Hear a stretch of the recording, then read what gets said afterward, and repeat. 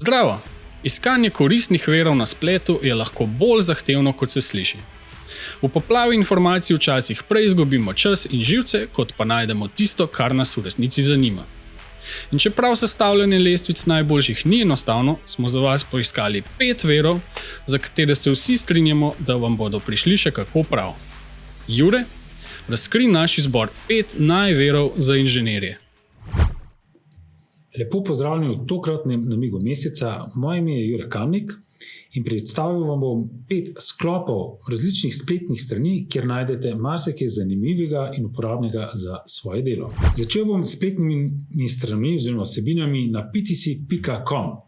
Spletna stran, ki jo kažem, je posvečena Creo Parametric. Tukaj najdete vse ključne poudarke, novosti vezane na tekočo verzijo. Če vas pa zanima, kaj je novega, z linkom oziroma s klikom na What's New, pridete do informacije, da je v prihodu že Creo 8. Pogledate si lahko video posnetek na to temo ali pa enostavno pogledate tudi ostale zanimivosti, naprimer novosti med verzijami 4 in 8 v pričujočem PDF dokumentu. Naslednja zelo uporabna oziroma pogosto uporabljena stran je support. Vse stranke z akontom na PTC-u, torej tisti, ki uporabljate PTC-ove produkte, lahko s kreiranjem lastnega akonta dostopate do posameznih dokumentov, vsebin, ki so lepo urejeni z uporabo filtrov, lahko omejite število zadetkov, zato da najdete res tisto, kar vas zanima. Meni osebno všeč tudi urejenost te strani, ker lahko z hitrimi povezavami pridem tudi zelo enostavno do dodatnih ključnih informacij z področja Creo Parametric. Naslednja stran so tutoriali oziroma te video vodiči, tako za začetne osnovne uporabnike, kot tiste, ki imate že precej več izkušenj, naprimer podobno uporaba filtra, če vas zanima Creo 7 in vse, kar je nekih poudarkov v zvezi z funkcionalnostmi na Creo 7. To so kratki posnetki, ravno toliko, da dobite nekaj osnovnih informacij z enega področja. Naslednja stran, ki bi jo rad pokazal, je Komuna. Tukaj je precej več informacij zbranih od tako imenovanih tips and tricks oziroma namigov. Urejeno je po področjih in stvar deluje kot nek forum, kjer objavljajo tako PTC zaposleni in pa uporabniki. In recimo, če me zanima multibody, v konkretnem primeru, lahko z navigiranjem po strani pridem do res celovite informacije o multibody, vsaj za začetek, da zvem, zakaj se gre, kako ga uporabiti in čemu služi neka funkcionalnost. Opazite pa lahko tudi, da je ta komuna bogata tudi z ostalimi vsebinami, recimo z področja PLM orodij, Windchill, naprimer, produkta. Tukaj so zbrane vse tiste informacije, ki so vezane naprimer na Windchill ali pa tudi za vse ostale PTC-ove produkte, Madcap, ThingWorx in tako naprej. Še ena stran podobna pravzaprav od PTC-a, kjer so zbrani videoposnetki iz različnih področij za poudarkom mogoče res na Creo 7 in pa kot zanimivost tudi Madcat. Se pravi, tisti, ki vas zanima Madcat kot orodje za inženirske preračune, se lahko tukaj pridobite na enem mestu vse te osnovne informacije in se spoznate z okoljem. Nadaljujem s podobnimi vsebinami in sicer pokazal bom spletne strani, kjer lahko najdete dodatne informacije in znanja. Zanimiva je stran, ki jo je pred vami, v katero lahko vpišem geslo in na podlagi orodja umetne inteligence ta stran poišče po celotnem spletu vse zadetke, ki ustrezajo seveda za Creo Parametric, in če me zanima video posnetki, recimo iz področja render, bom tukaj najdel vse zadetke na to temo, ne samo na ptc.com, ampak tudi vse ostale. Lahko opazite, da zelo dejavni so na strani 4K site, kjer je ogromno prispevkov na to temo. In če izberem enega med njimi, recimo Creo 7 rendering, in lahko opazim, da gre za YouTube spletno stran oziroma kanal, na katerem boste lahko našli oziroma videli še cel kup drugih uporabnih tutorialov, tako osnovnih kot precej bolj podrobnih in obsežnih vodičev za posamezne funkcionalnosti. Podobna spletna stran je avtorja Dave Martina, to je bivši PTC-ov inštruktor, zato sem ga tudi izbral, ker poleg Creo parametrika je njegovo področje tudi Windchill in našli boste kar nekaj zanimivih in uporabnih prispevkov z področja Windchilla, jasno tudi Creo parametrik, gre sicer za malo bolj osnovne prikaze, vendar dovolj, da dobite nekaj informacij o posameznem področju. Dave ima tudi precej širok nabor drugih virov informacij, do katerih lahko dostopate preko njegovega YouTube kanala oziroma uporabite druge njegove vire. Spletna stran, ki mi je prav tako všeč zaradi svoje širine, je engineering.com. Tukaj boste našli tako področja aeronautične tehnologije, obrambe, avtomobilske industrije, do strojne opreme, recimo 3D tiska, obogatene resničnosti in podobnih vsebin, programske opreme, recimo software, tukaj najdete tudi Onshape, PTC-ov produkt z področja Software as a Service, in pa, kar je bilo meni še zanimivo, recimo tudi za kratkočasje, tako imenovane STEM Games, za recimo malo popestritev dneva. Če že govorimo o različnih spletnih virih, ne moramo tudi mimo socialnih mrež, in sicer strojnik.si, Facebook profil, ki ga urejajo študente Fakultete za strojništvo v Ljubljani. Obstaja tudi njihova spletna stran strojnik.si, kjer boste našli veliko video prispevkov z področja tako programske opreme kot splošnih poljudnih vsebin, sicer za skupnim imenovalcem v tehnologiji. Zelo zanimiva spletna stran. Tukaj sem zbral spletne strani, ki ponujajo 3D modele za izmenjavo primarno, torej za download.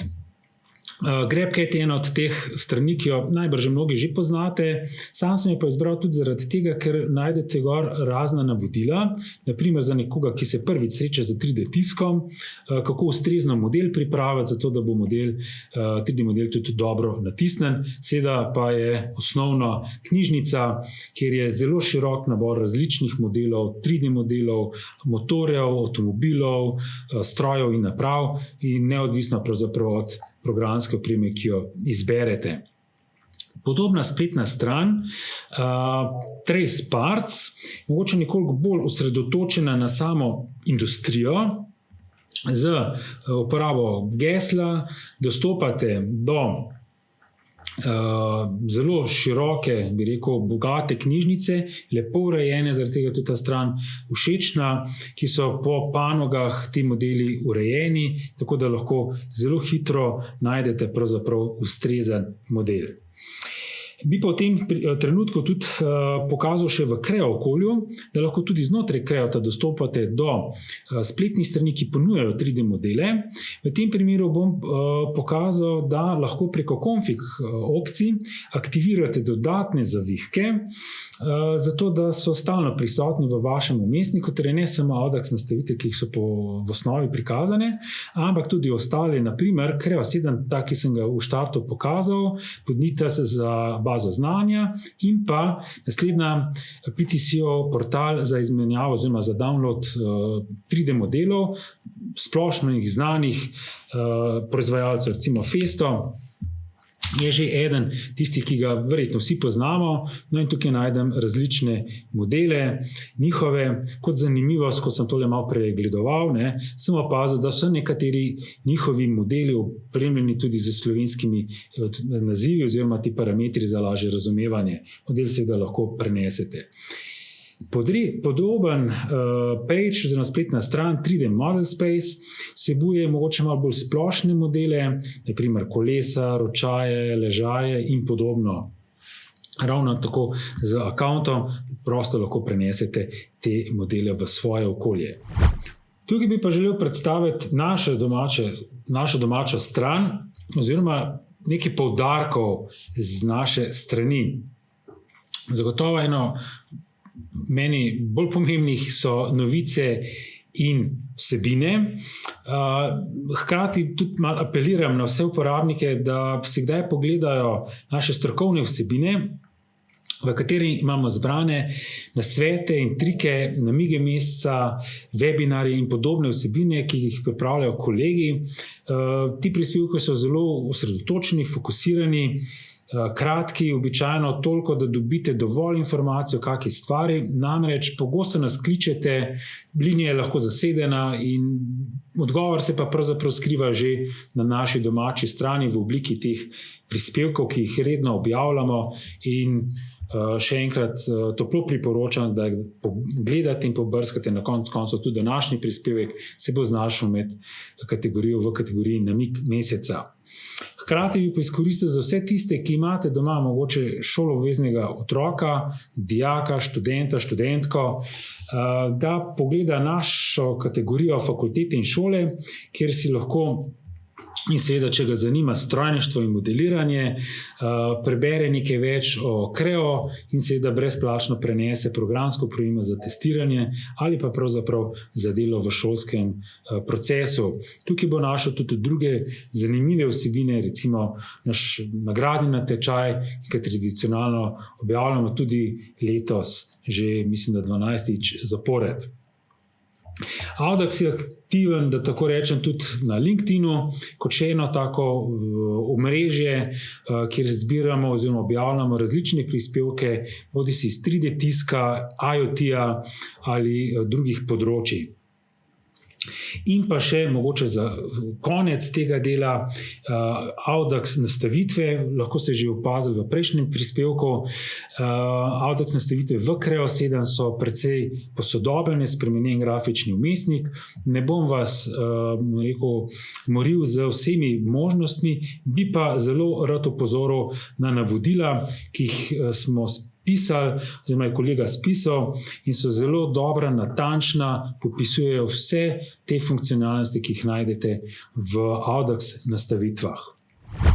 Tukaj sem zbral spletne strani, ki mi pomagajo, kadar iščem kakšen izraz, največ pogosto naletite na kakšne krešave, akronime in ne veste pravzaprav, kaj pomeni. IoT, na primer, zelo pogosto uporabljen Internet of Things. In na hiter način najdem preko te spletne strani kratko pojasnilo, kaj konkretno neka stvar pomeni. Podobno IoT, Industrial Internet of Things, področje, s katerim se PTC in Audax zadnje čase zelo veliko tudi ukvarjata.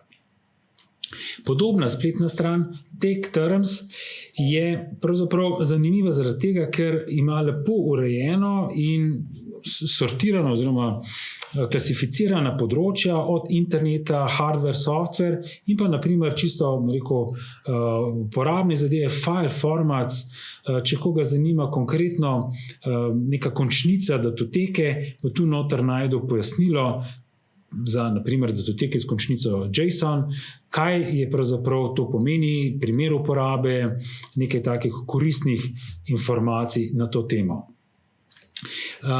Pri svojem delu pogostokrat naredite podobno, označite tekst in greste v Google Translate prevesti.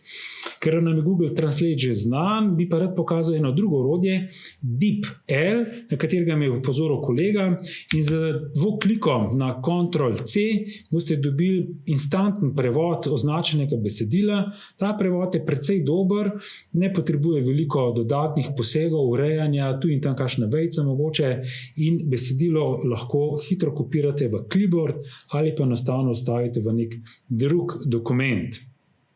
Če si želite dodatne informacije, pogledajte na njihovo spletno stran, kjer si lahko prenesete brezplačno tudi program njihov za interaktivno delo ali pa enostavno porabite za prevod Wordovega dokumenta oziroma PowerPointa.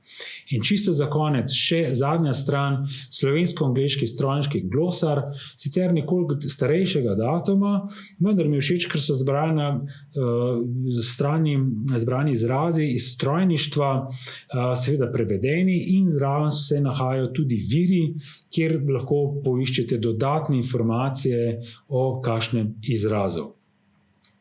Toliko v mojem prispevku, tokratnem namigu meseca. Upam, da sem vam uspel zbrati nekaj koristnih linkov, spletnih strani za prihodnje delo.